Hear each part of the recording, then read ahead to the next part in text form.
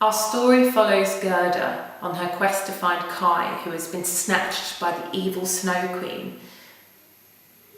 She's stopped by numerous people along the way: robbers, flowers, witches, demons. She overcomes every one of these obstacles, finds Kai and takes him home. It's always nice to have a happy ending. So, a little over 4 years ago, I was researching fairy tales for The Whispering Wood, and I wanted to find unknown fairy tales, ones that hadn't been heard of. And when I was doing the research, I found Hans Christian Andersen's fairy tales, and in there was the Snow Queen, which is one I hadn't come across before. I'd heard a lot about, but I'd never actually read. The original story was in 7 parts. It showed Gerda's journey right through to the Snow Queen's palace, where she finds Kai and takes him home. Along the way, she meets so many different characters. Some of them I didn't choose to keep, some of them I've kept in and made stronger. So the original ending, nothing happens. Gerda finds Kai at the Snow Queen's palace, but the Snow Queen's already left. They solve the puzzle, Kai and Gerda leave, and they go home, nothing happens. Bit of a waste of the story, really. So the set design was quite important. I wanted something that would change with each place we were according to the lighting, but would stay the same no matter what scene we were on. I was inspired from an image I saw online of trees lining the back of a stage. So we went out to the back of the theatre group and found some old trees and lined them up.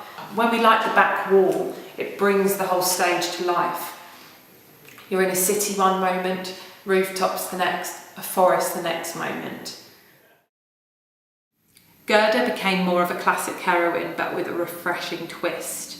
My favourite line of hers from the play is, "Do you suppose it's always the damsel that needs rescuing?"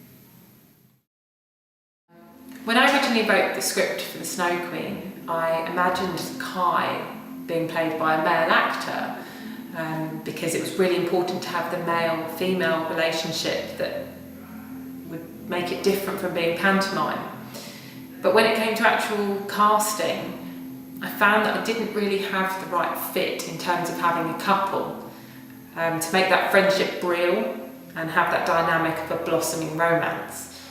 So one of our returning actors, someone who'd been away for a few years, came back, and I knew that she was capable of doing it and stepping into that role and still giving the character depth, as well as playing it with a masculine edge. It was what it was meant to be. Male characters in the story were so few and far between that I felt there was something missing. So I introduced Jack Frost as this conscience figure on the Snow Queen's shoulder. Was it for good or for bad? The Snow Queen, of course, is the most important character of them all. Who was she going to be? Was she going to be a villain, or was she actually the anti-hero? Was she good or was she bad?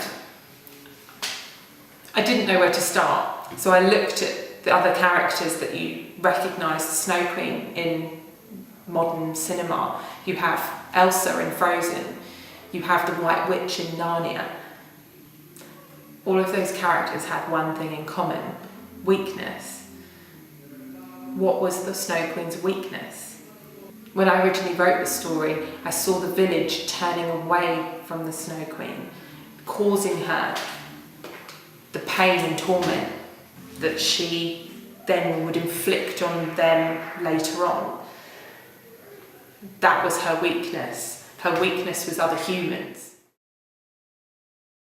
So part of the original story featured Gerda going into a flower garden controlled by the powerful flower witch, who kidnapped her and held her there against her will, but not for evil, just because she was lonely and wanted company.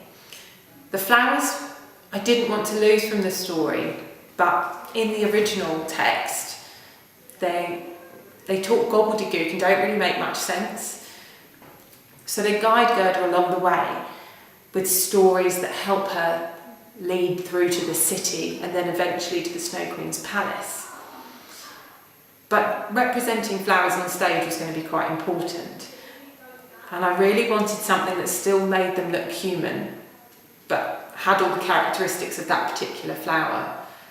So the design made by the costume ladies, I feel really brought that to life. Big petals around the face of Buttercup, really making him exuberant. And the small flowers of Forget-Me-Not wrapping round her hair just really set off the character. In the original story, Gerda is kidnapped by a band of robbers. She befriends one of them who sets her free. But I thought there was something missing. There was something more that could come from these group of characters. Set in Scandinavia, the perfect tribe for them to be taken over was the Sami people. With a little bit of research, I think that was the right way to go.